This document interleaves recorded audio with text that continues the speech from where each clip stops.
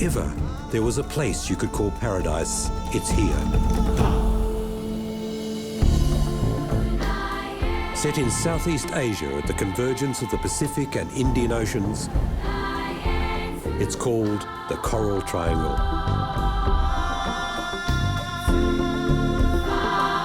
And it's the Eden of oceans.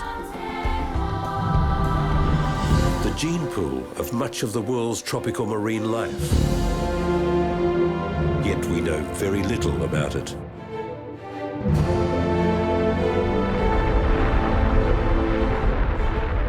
The Coral Triangle is born of tectonic range. From the peak of the volcano to the bottom of the sea, it's a dynamic crucible of geoevolution.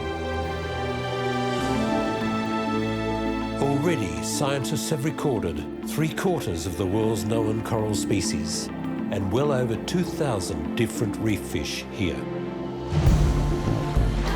The nations of the Coral Triangle contain over 360 million people living on many thousands of islands, most of whom depend on the sea for their survival.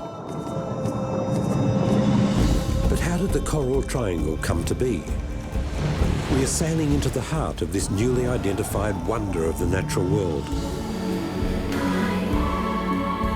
to explore the most diverse marine environment on Earth and to discover why it holds the key to the future of much of the world's ocean life.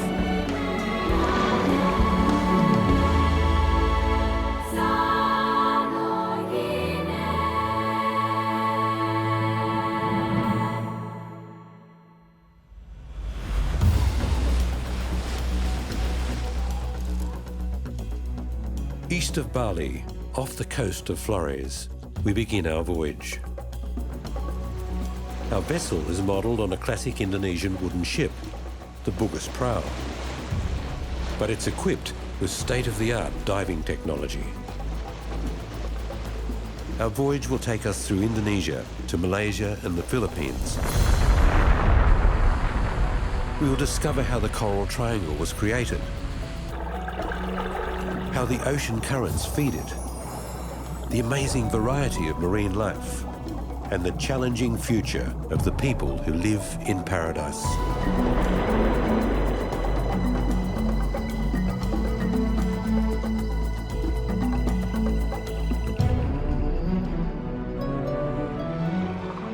The Coral Triangle was identified only recently as the world's epicenter of tropical marine diversity. Over the last 20 years, scientists have assembled a map of concentrations of coral reef life. They call them hotspots.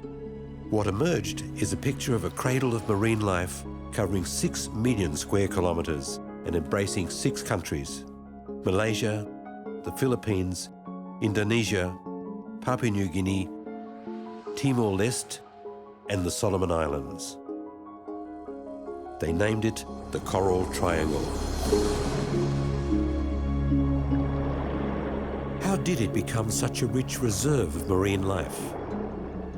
Is it in fact the mother of all tropical reefs, as some scientists believe, populating the rest with its progeny? The Bishop Museum of the University of Hawaii has sent a team of deep diving scientists to get to the bottom of the mystery of why the Coral Triangle is so prolific. They are led by ichthyologist Dr. Richard Pyle. Most of our deep diving so far before this trip has been in the Pacific, where you might find maybe 500 species of coral reef fishes up shallow. Here in the Coral Triangle, it's more like 2,500 species, 5 times as many species. So because this is our first time ever to dive deep in the Coral Triangle region, we're excited to see, are there going to be 5 times as many deep reef fishes?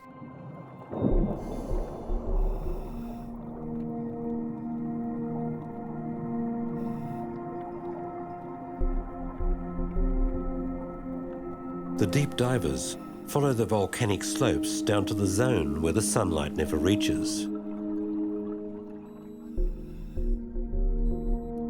They begin their search for new species of reef fish, which may reveal what is different about the Coral Triangle.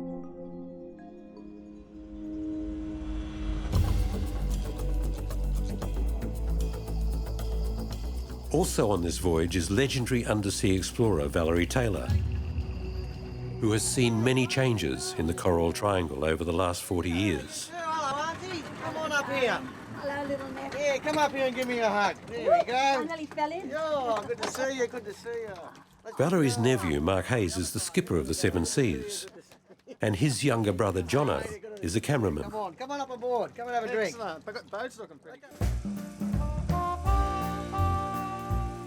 Half a century ago, Valerie Taylor and her husband, Ron, began making underwater films. They became famous for diving with great white sharks and filmed the undersea sequences for Jaws.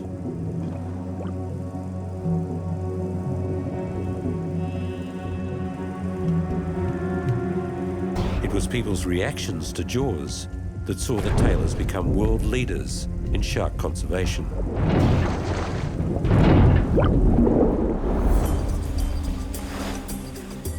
Even after 40 years of diving in the Coral Triangle, there is much to be discovered. And Valerie wants to explore its extraordinary treasures with local marine biologist Naneng Setiasi. My dad is a professor for art and culture. When I was in high school and asked, Dad, what should I be? And my dad said something like, Indonesia is the big islands country in the world. Count how many people thinking and managing the sea. And that's actually when I decided I want to work on marine because nobody doing it in Indonesia. Oh my God, I want to cry. Oh, don't cry. I'm so proud of that.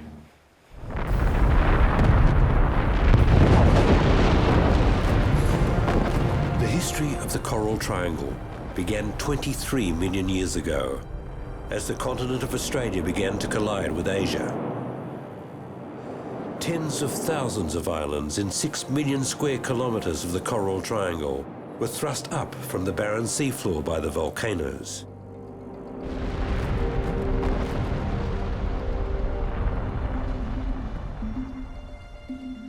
Nobody knows the power of this region as well as Lawrence Blair.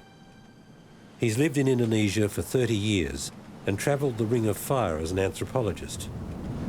Indonesia is one of the most eruptive nations on Earth, with some 34% of the world's active volcanoes. This is Kumba here. It's one of a whole arc of volcanoes that circle around beneath us here, some 30 other volcanoes in the local neighbourhood, which mirror the arc of impact deep beneath us.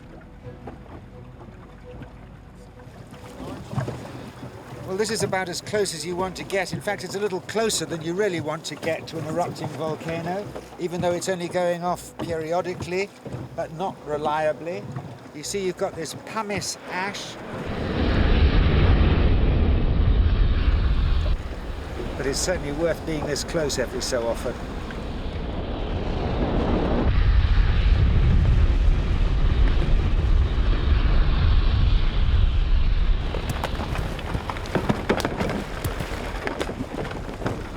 Well, these red-hot stones are crashing into the water, and you realize really how small we are compared with what's going on with this living planet of ours.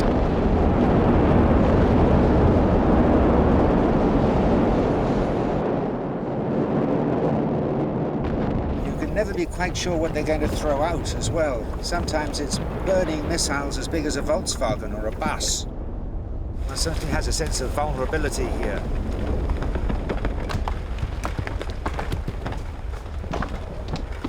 Waiting with a little apprehension for the next massive burp.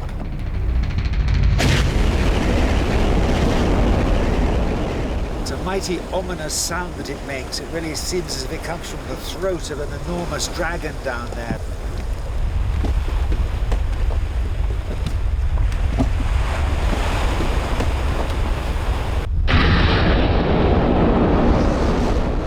Something deeper and more powerful than any jet aeroplane.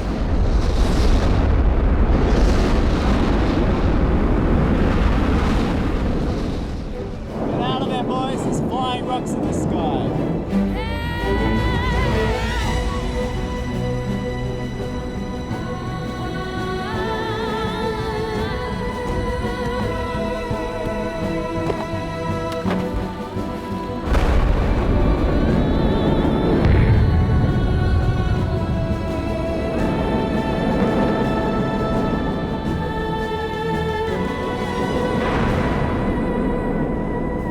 is only about 750 meters high, but below the surface it curves down another 3,000 meters to the sea floor below.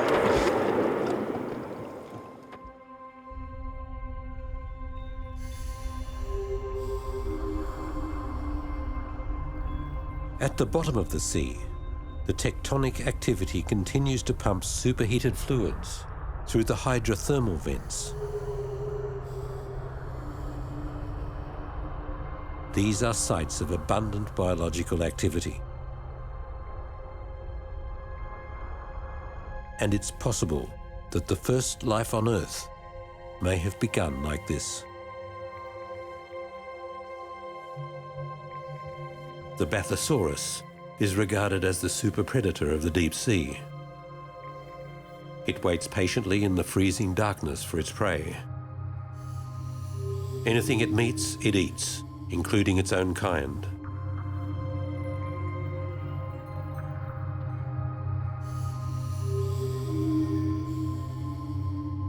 The lights reveal a pelagic holotherium dancing alone in the darkness, nearly 3,000 meters down.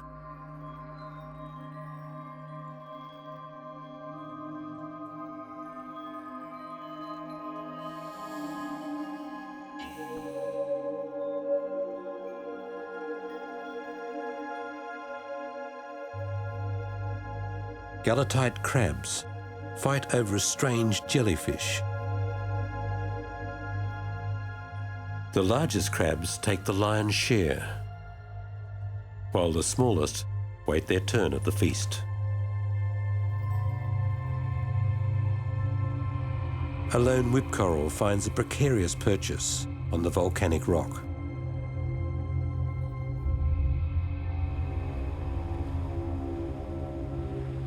In the ash and sand of a recently active volcano, life soon emerges in the sunlight, just as it has for millions of years. Some of the first to reappear here are the garden eels. Flexing their muscles, they rise out of their burrows in unison.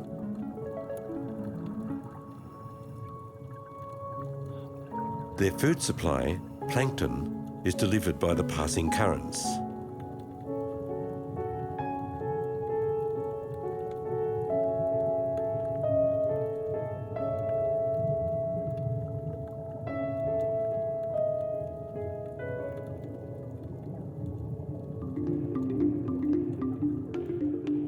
These trevallies are hoping to flush crustaceans out of the volcanic till. But pickings are slim.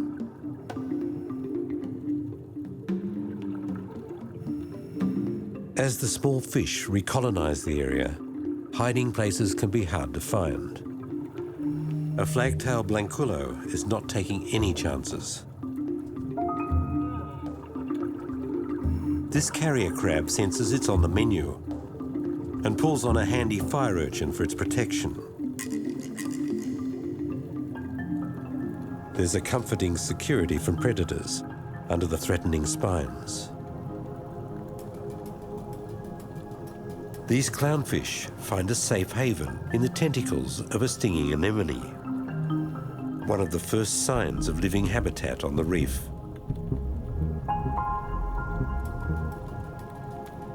The Randall shrimp goby shares the safety of a burrow with a shrimp.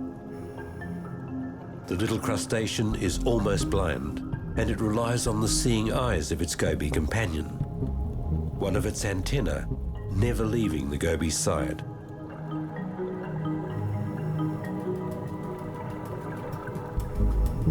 The hairy frogfish stands out in the volcanic landscape, where a passing fish is quickly attracted to its worm-like lure.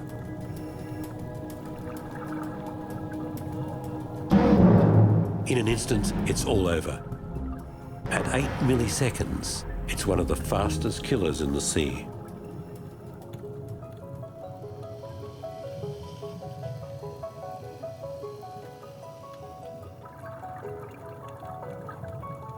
Here in the Coral Triangle, the recovery is vigorous. Within 5 years, This ash-smothered seafloor can return to a reef, boasting over 100 coral species.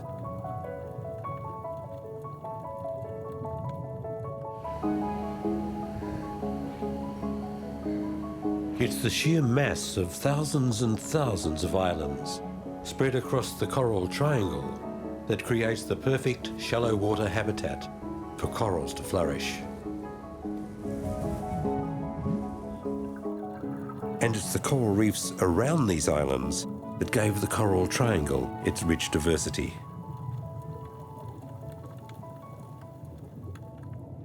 Three, two, one.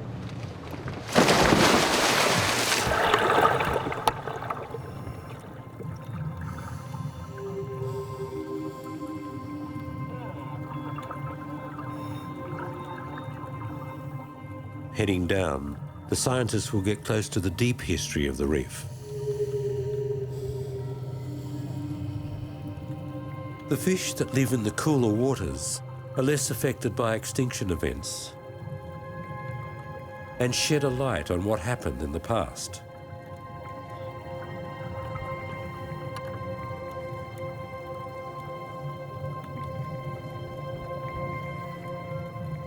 One of the interesting things about this region geologically is that when you move the sea level up and down 100 meters, as happens about every 100,000 years, you have very dramatic shifts in water movement pattern because of the way the geology is. 100 meters down, the deep divers have discovered a cave.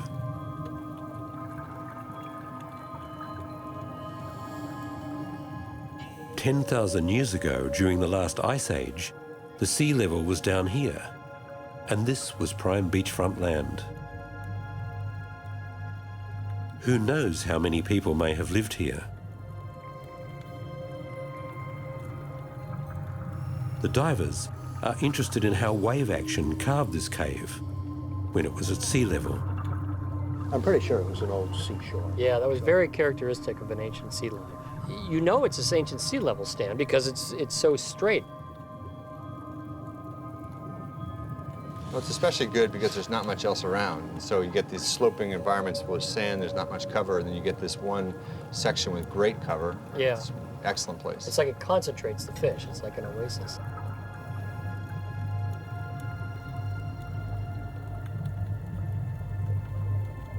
So one of the things that is kind of interesting is that we're actually finding fewer new species than we'd expect.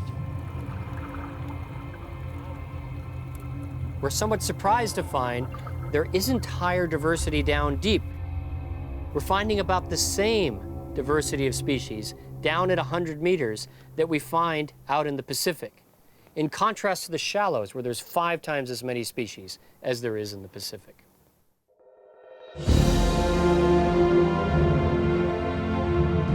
Another reason scientists on this trip are so interested in the Coral Triangle is that it has areas of coral more resistant to the effects of climate change.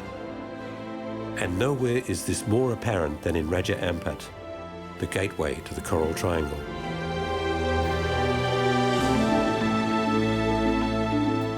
It stands at the western tip of New Guinea Island, where the Pacific and the Indian Oceans collide.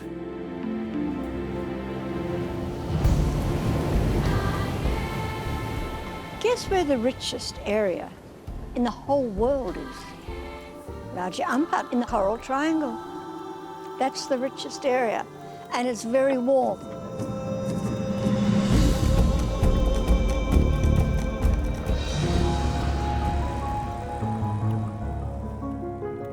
In a world concerned with climate change, here is a beacon of hope.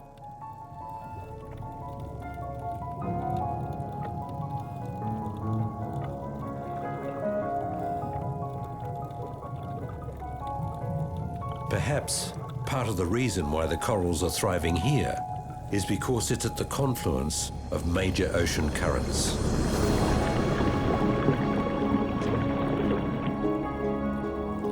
Here at Raja Ampat, sea temperatures can range as much as 13 degrees Celsius in a day. The convergence of 2 oceans creates cool upwellings, which flush the entire ecosystem. These cold upwellings come from very deep water, and they're extremely nutrient rich. The availability of food also makes the Coral Triangle into a central meeting point for marine creatures. This is the very womb of the Coral Triangle, where the global roamers regularly converge, refuel and breed as they pass between the Pacific and Indian Oceans.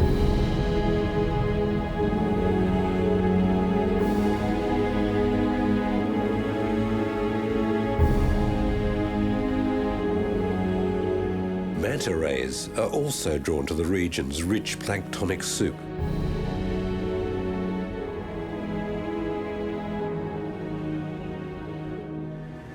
For the last 10 years, Nanning's research has concentrated on the effects of climate change. Exciting to see what's underneath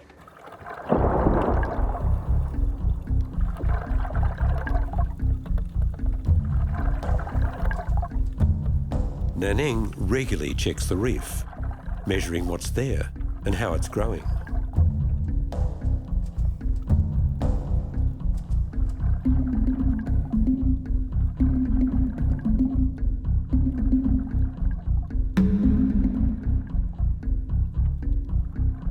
If there are any effects from climate change over time, this is where she will find them.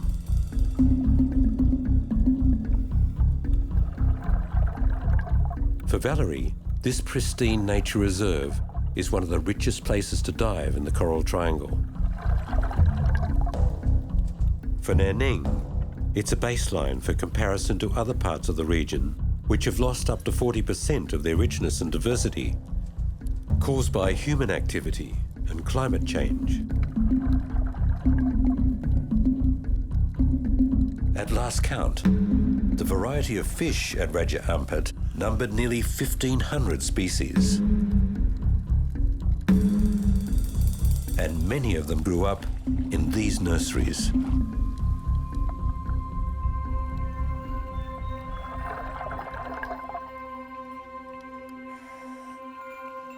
I've never seen better mangroves than I've seen at Raja Ampat.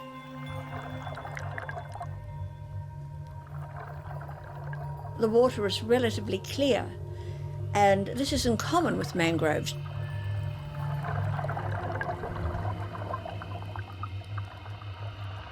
Beautiful coral gardens. The reefs act as a buffer.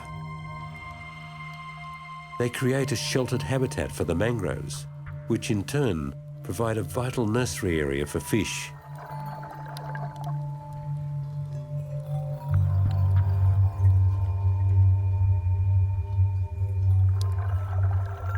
Over 1/3 of the world's mangrove species can be found here. The mangroves are full of fry, small fish that you can hardly see. The small fish stay there where they're safe until they're big enough to go out into the open ocean.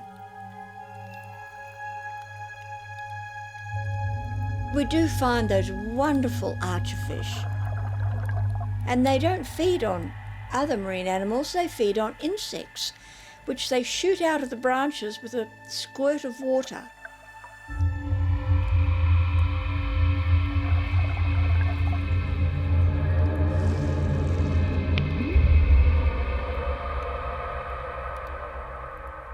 But it's not completely safe for baby fish. One predator, the black-tip reef shark, has adapted so it can get in at high tide to raid the nursery. But sharks are very rare at Raja Ampat. Most have been taken out by shark fishermen.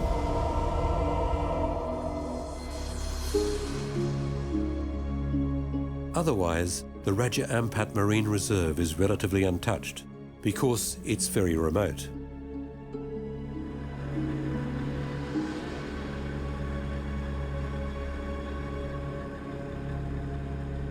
In 2013, the Indonesian government acted to protect the sharks in Raja Ampat and enforced a sanctuary.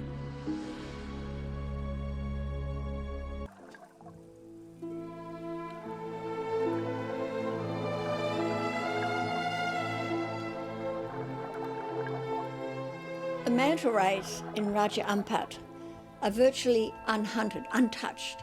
So they have no fear at all, and there's many of them.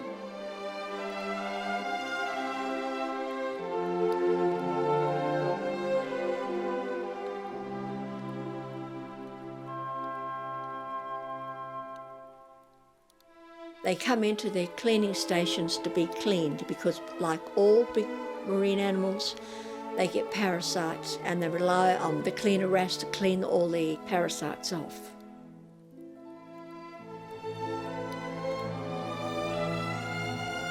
Frequently, manta rays have pilot fish in front of them.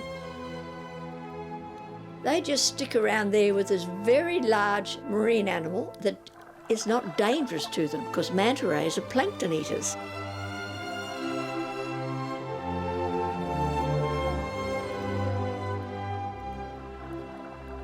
And I think it's important that somebody knows they can come here, and if they want to see manta rays, they can. It's sitting here, this wonderful place, waiting to be explored, full of discoveries that haven't been made yet. There's not many places like that left on this planet. The nations of the Coral Triangle contain over 360 million people living on many thousands of islands, with a coral coastline that would circle the globe 3 times. Here there is a complex mixture of many different religions and cultures, speaking over 2,000 distinct languages. They've also got some new colours in there, but I don't mind that. These peoples who live close to the erupting volcanoes are also close to their unconscious selves as well. So there's an enormous amount of extraordinary mysticism and exotica, which has always fascinated me. So the diversity of human beings and of human experience is almost as great as the diversity of creatures in the Coral Triangle.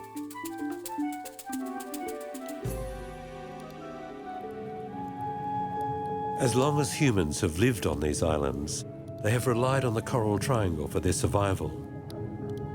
It's their food and their future, and its adventures in paradise. Much of the Coral Triangle is so isolated that they have no alternative yet but to continue using their traditional fishing techniques in order to survive. They came from another village about 40 minutes away, and they're going 2 hours away to the main island of Alor to sell their one fish that they've just caught this morning. So we've done everybody a favor. We take it off their hands, they can go back to their village, and we've got an enormous fish here for about $30. Thank you, boss. Thank you. That's not even an outboard motor they're using there. It's just a little generator motor. So they wouldn't have had much to get across to Alor, to the south there at all.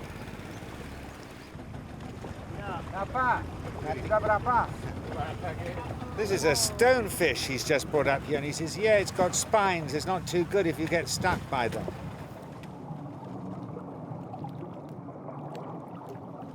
So he's out here spearing stonefish and picking them up, and he's going to take them home for the pot. It'll kill you quite easily if you get it wrong and get spiked by one of their spines.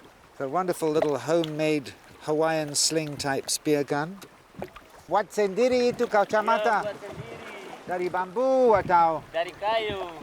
So he's carved those himself, those goggles, out of wood, and he's using ordinary window pane glass, and it's kept around the back of his head with inner tar rubber. So this is a very ecological way of fishing, as you can imagine. Oh, he's got a little octopus in there as well.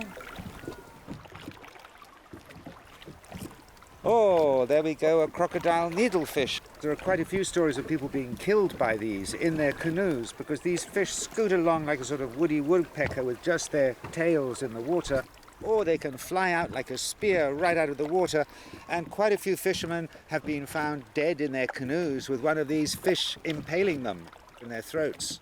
Sudah. Sudah, Pak. Terima kasih Ya, banyak. terima kasih. Terima kasih, John.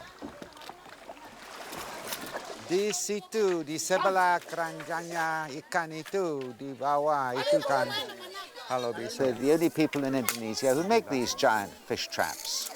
And he says he's been here all his life, and I say how beautiful it is. What a fantastic place. This clear crystal water, full of fish, whales come across. He says, yes, but he says, they're poor. Di mana airnya tadi kita taruh?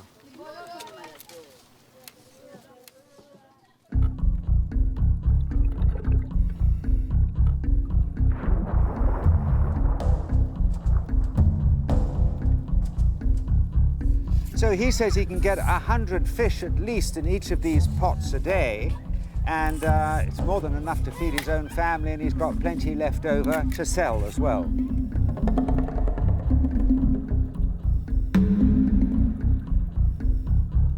He uses no bait whatsoever. They just all swim in. You can't find a more ecological way of fishing the environment. This is essentially a maritime nation. We talk about it as a country, but they refer to themselves as this sovereign land and water of ours. So when we lose what has been definitely a sustainable fishing technique amongst all these traditional peoples of the Coral Triangle, we face its imminent destruction. But the people of the Coral Triangle live their lives on the edge of imminent destruction. The tectonic rage that has given them such abundance can easily take it away. Being so tectonically active, Indonesia is constantly racked by earthquake and tsunami, which buries entire islands.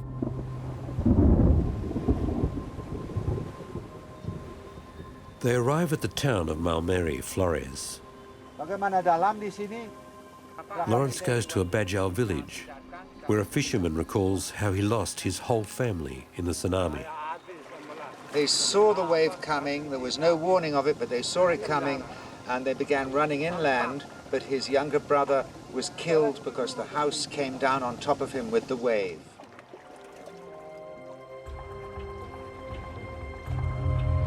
Wherever he goes in Indonesia, Lawrence finds the Bajau Laut people living a nomadic life in the shadow of the volcanoes. All the Bajau set up at certain seasons temporary stilted houses. They are the equivalent to the gypsies of the sea. Di rumah sini? Yeah. Untuk saya sendiri, keluarga saya. Well, he said he was a 10-year-old when the 92 earthquake struck and sent this big tsunami through here, which killed at least 2,000 people along the coast here. And in this little tiny community, killed 100 people.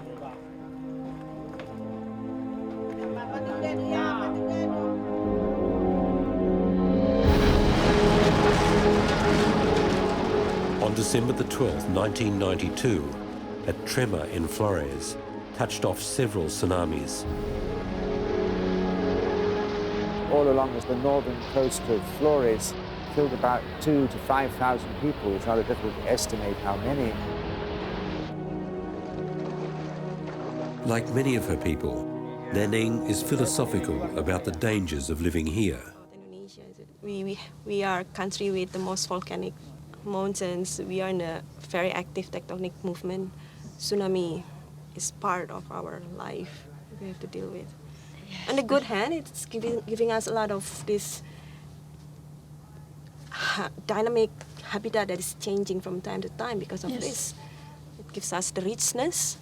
It gives both underwater and on the land. Right.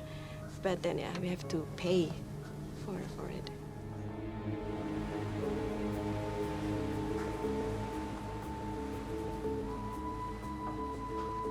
The long, shallow slope of the volcanoes underwater has created a problem for the divers. The water isn't deep enough for them to do their research. We really haven't been able to get down, to our target depth, 100, 110 meters. So if we can do that here, where it looks like we're this close to the shore, we won't have a long lateral swim like we did the other day. So Maybe this hole here is the deepest section here. Well, that's pretty good for you guys. Look at that. Very good. All right, that looks good. It looks like it's the right conditions.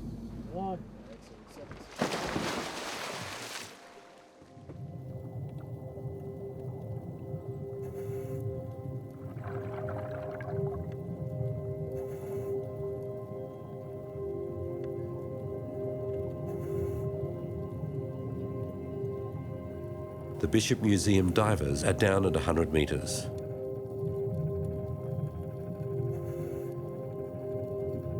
Here the search continues for a new species.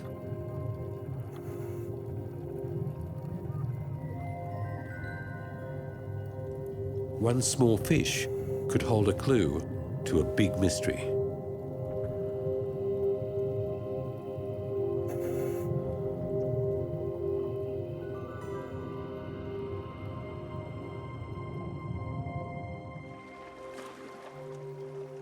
Meanwhile, one of the things that Valerie has noticed is that there are very few sharks left in the Coral Triangle. Even in Raja Ampat, you don't see hardly any sharks. You're lucky to see them. Where the first time I went there, we saw sharks every time we went in the water. Shark conservation became the focus of her life with her husband Ron. And the survival of sharks has become even more poignant to Val since Ron died.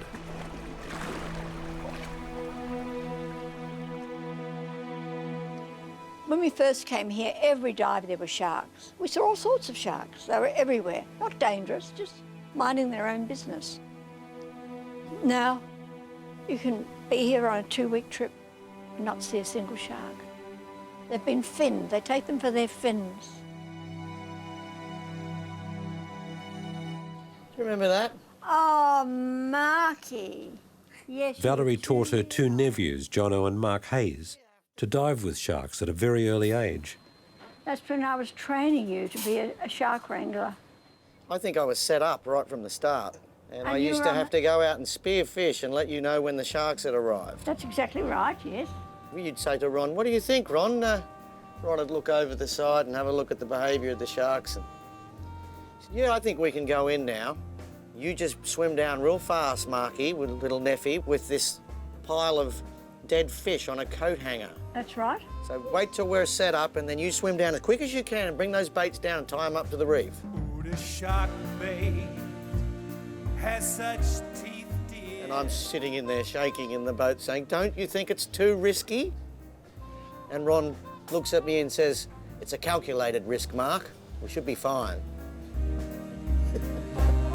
And he keeps it out of sight.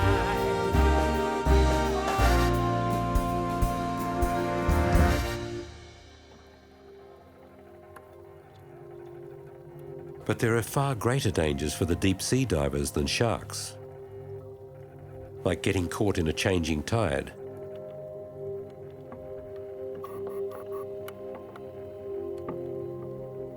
The Bishop Museum divers are down at the limit.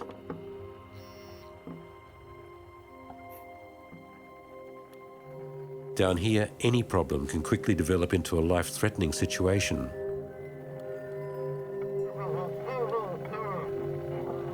As happens when they are pinned to the bottom in a powerful current. As the current increases, the deep divers are forced to abandon their dive and concentrate on their survival.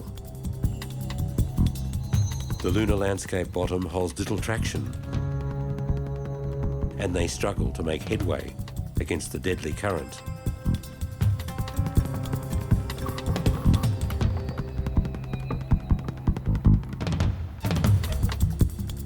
They can't just swim up. It takes hours of decompression to surface after a deep dive.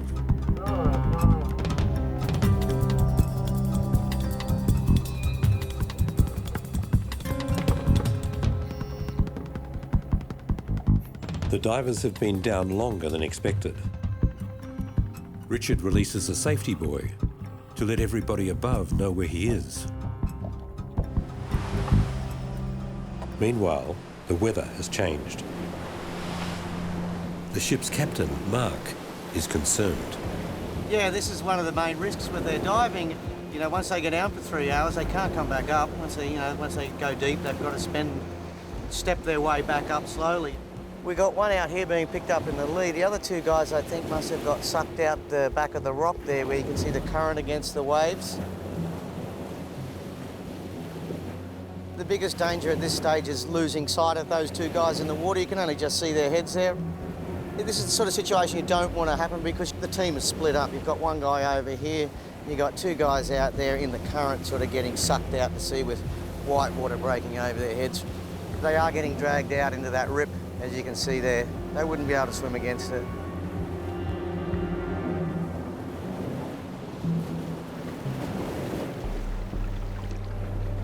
It was exhausting.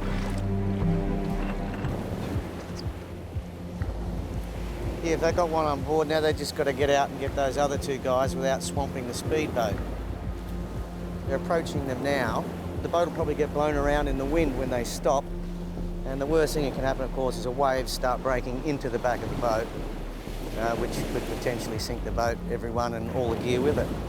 See how it's that sloppy zone there where they are? That's where the current's at its strongest, where it's dragging against the wind and it's creating those white caps.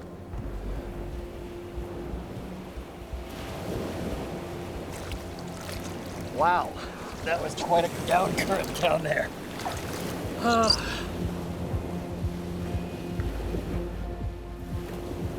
With this deep diving, you know, they go so deep they've got to spend so much time in the water.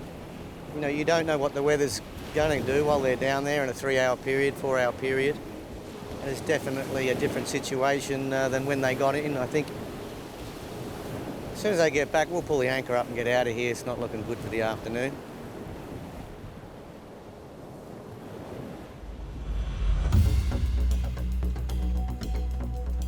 A few days later, on their final dive, the scientists at last discover a new species. I got it! Right in here. Oh, she's a beaut. A new species, a kind of chromis damsel. It looks like one we named the other. Yeah, it looks like chromis rhino, but it doesn't have a white spot, and it's got different colored fin. And there it is, gentlemen. That's the one I was so excited about. Yeah. That's a beautiful picture. Oh my God, that's definitely a new species. Yeah. Well, it's got the blue over the eyes, which the other one doesn't have, and it's got the yellow pelvic fin.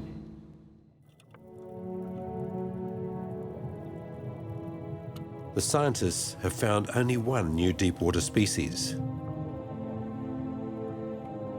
But ironically, they've made a much more important discovery. The lack of new species confirms their theory that diversity down deep is much the same here as it is in the Pacific.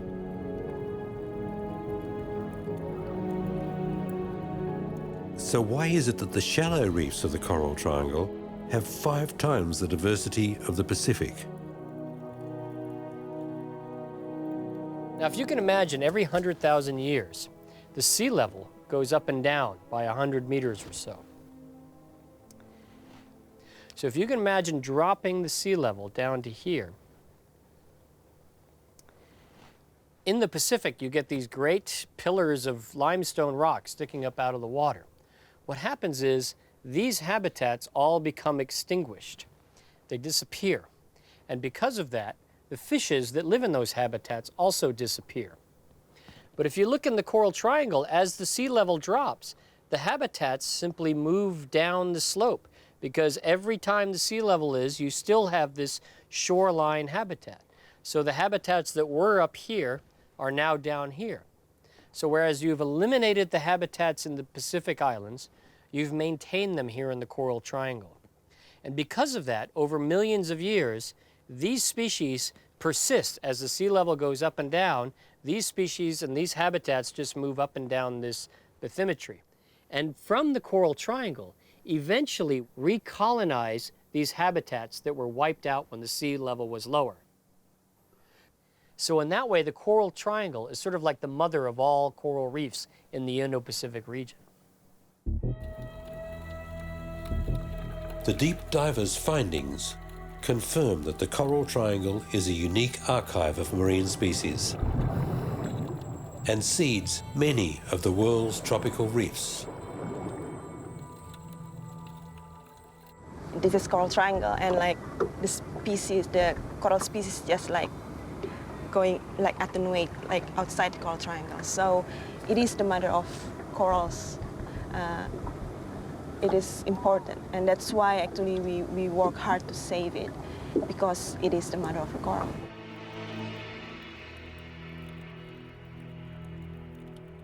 Coral Triangle is a strong ecosystem because they have a lot of diversity. So the same as us, we have a lot of diversity. Ecologically, it gives us the economic, social, and cultural benefits.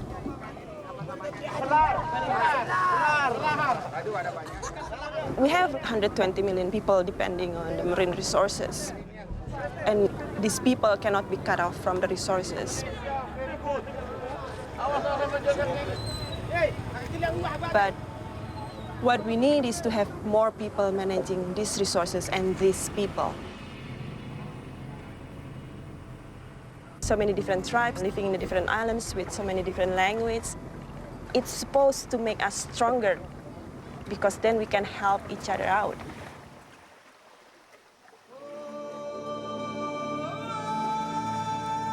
The mother of all reefs is a great archive of marine life, a powerhouse of nature.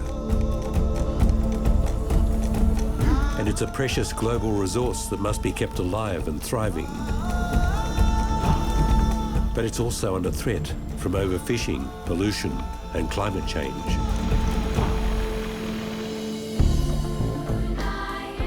For this reason, the Six Nations, Indonesia, Malaysia, Papua New Guinea, the Philippines, the Solomon Islands, and Timor-Leste, united to create the Coral Triangle Initiative and save this great natural wonder for the future.